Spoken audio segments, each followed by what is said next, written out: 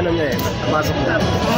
Overall, okay naman po. The experience was looking good for him, and just really happy na safe siya, and the team also, and walang accidenting nangyari today. Like, I'm just really grateful, and I know na ginawa niya yung best niya. Kitang-kita naman po. So, congratulations for the finals, and mag-iingat siya po. May nakita ka bang improvement? Ano yung nakita mong pinakatingin mong nangibabaw talaga? Marami po, especially high bar. Sobrang galing niya po sa high bar. Pang senior level na yun actually. Like, sobrang nakaka-proud po.